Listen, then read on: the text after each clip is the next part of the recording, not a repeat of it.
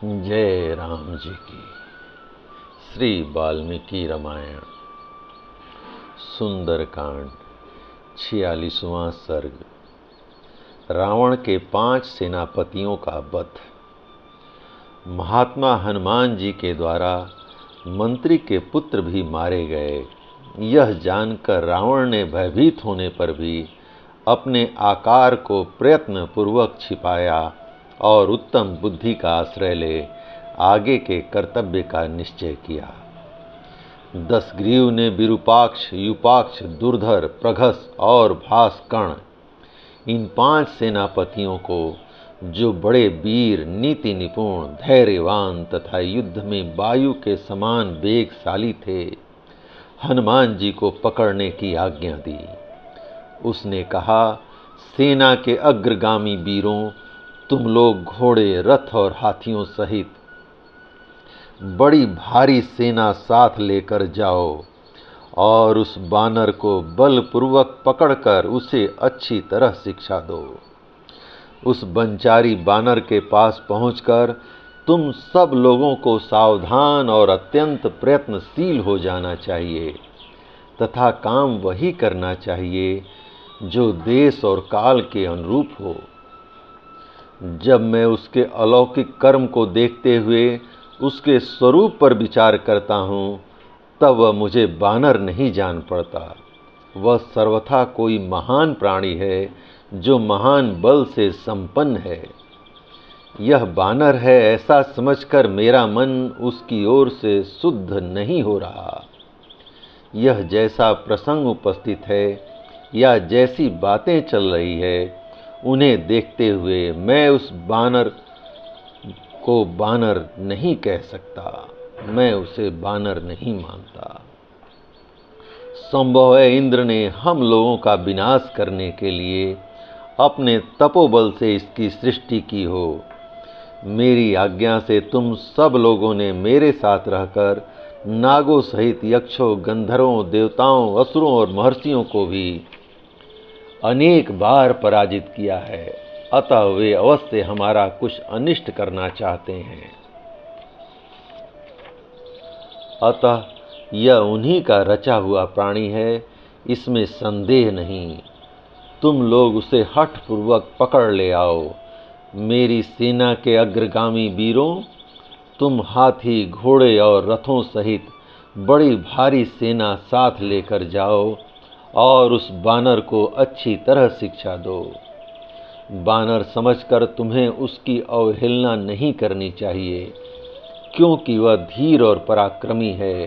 मैंने पहले बड़े बड़े पराक्रमी बानर और भालू देखे हैं, जिनके नाम हैं बाली, सुग्रीव, महाबली, जाम्बवान, सेनापति, नील तथा द्विविद आदि अन्य बानर, किंतु उनका वेग ऐसा भयंकर नहीं है और न उनमें ऐसा तेज पराक्रम, बुद्धि, बल, उत्साह तथा रूप धारण करने की शक्ति ही है। बानर के रूप में यह कोई बड़ा शक्तिशाली जीव प्रकट हुआ है, ऐसा जानना चाहिए। अतः तुम लोग महान प्रयत्न करके उसे कैद करो। भले ही इंद्र सहित देवता, असुर, मनुष्य एवं तीनों लोक उतर आएं, वे रणभूमि में तुम्हारे सामने ठहर नहीं सकते। तथापि सम्रांगण में विजय की इच्छा रखने वाले नीतिज्ञ पुरुष को यत्नपूर्वक अपनी रक्षा करनी चाहिए, क्योंकि युद्ध में सफलता अनिश्चित होती है। स्वामी की आज्ञा स्वीकार करके वे सब के सब अग्नि के समान तेजस्वी, महान, वेगशाली और अत्यंत बलवान राक्षस, तेज चलने वाले घोड़ों, मतवाले हाथियों तथा विशाल रथों पर बैठकर युद्ध के लिए चल दिए। वे सब प्रकार के तीखे शस्त्रों और सेनाओं से संपन्न थे। आगे जाने पर उन वीरों ने देखा, महाकपि हनुमान जी फाटक पर खड़े हैं और अपनी तेजोमयी किरणों से मंडित हो उदय काल के सूर्य की भांति देदीप्यमान हो रहे हैं। उनकी शक्ति, बल, वेग, बुद्धि, उत्साह, शरीर और भुजाएं सभी महान थीं। उन्हें देखते ही वे सब राक्षस, जो सभी दिशाओं में खड़े थे, भयंकर अस्त्र शस्त्रों की वर्षा करते हुए चारों ओर से उन पर टूट पड़े। निकट पहुँचने पर पहले दुर्धर ने हनुमान जी के मस्तक पर लोहे के बने हुए 5 बाण मारे। वे सभी बाण मर्म भेदी और पैनी धार वाले थे। उनके अग्रभाग पर सोने का पानी दिया गया था, जिससे वे पीत मुख दिखाई देते थे। वे 5 बाण उनके सिर पर प्रफुल्ल कमल दल के समान शोभा पा रहे थे। मस्तक में उन 5 बाणों से गहरी चोट खाकर वानरवीर हनुमान जी अपनी भीषण गर्जना से 10 दिशाओं को प्रतिध्वनित करते हुए आकाश में ऊपर की ओर उछल पड़े तथा रथ में बैठे हुए महाबली वीर दुर्धर ने धनुष चढ़ाए कई 100 बाणों की वर्षा करते हुए उनका पीछा किया। आकाश में खड़े हुए उन वानर ने बाणों की वर्षा करते हुए दुर्धर को अपने हुंकार मात्र से उसी प्रकार रोक दिया, जैसे वर्षा ऋतु के अंत में वृष्टि करने वाले बादल को वायु रोक देती है। जब दुर्धर अपने बाणों से अधिक पीड़ा देने लगा, तब वे परम पराक्रमी पवन कुमार पुनः विकट गर्जना करने और अपने शरीर को बढ़ाने लगे। तत्पश्चात वे महावेगशाली वानर वीर बहुत दूर तक ऊंचे उछलकर सहसा दुर्धर के रथ पर कूद पड़े, मानो किसी पर्वत पर बिजली का समूह गिर पड़ा हो। उनके भार से रथ के 8 घोड़ों का कचूमर निकल गया, धूरी और कुबर टूट गए तथा दुर्धर प्राणहीन हो उस रथ को छोड़कर पृथ्वी पर गिर पड़ा। दुर्धर को धराशायी हुआ देख शत्रुओं का दमन करने वाले दुर्धर्ष वीर विरूपाक्ष और युपाक्ष को बड़ा क्रोध हुआ। वे दोनों आकाश में उछले। उन दोनों ने सहसा उछलकर निर्मल आकाश में खड़े हुए महाबाहु कपिवर हनुमान जी को छाती में मुदगरों से प्रहार किया।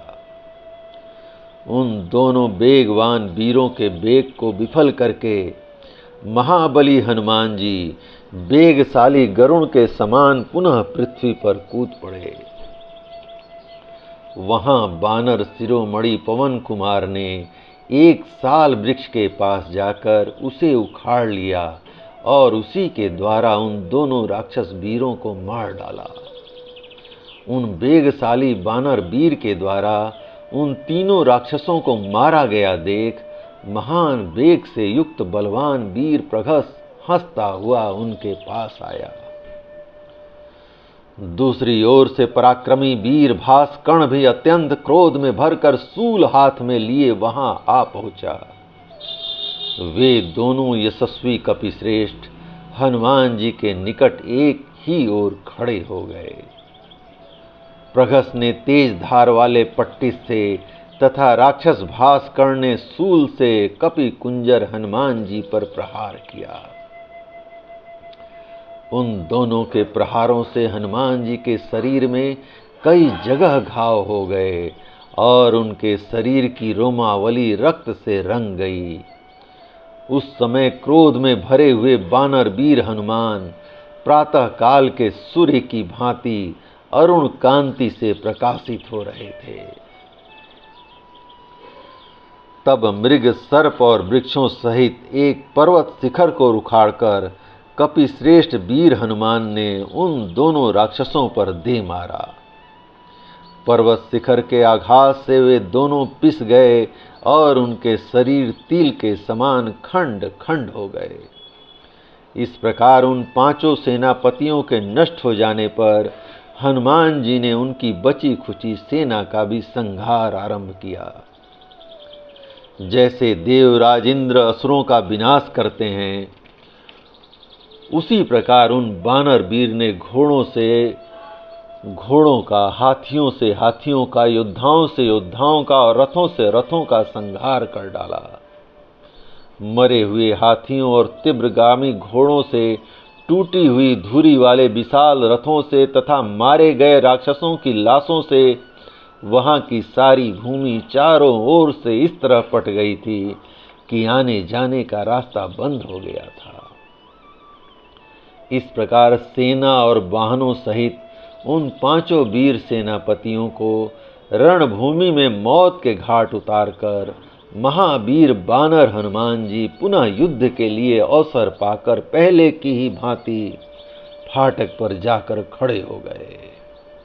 उस समय वे प्रजा का संहार करने के लिए उद्यत हुए काल के समान जान पड़ते थे। जय राम जी की। इस प्रकार श्री वाल्मीकि निर्मित आर्ष रामायण आदि काव्य के सुंदर कांड का 46वां सर्ग प्रभु श्री राम की कृपा से पूर्ण हुआ। जय राम जी की।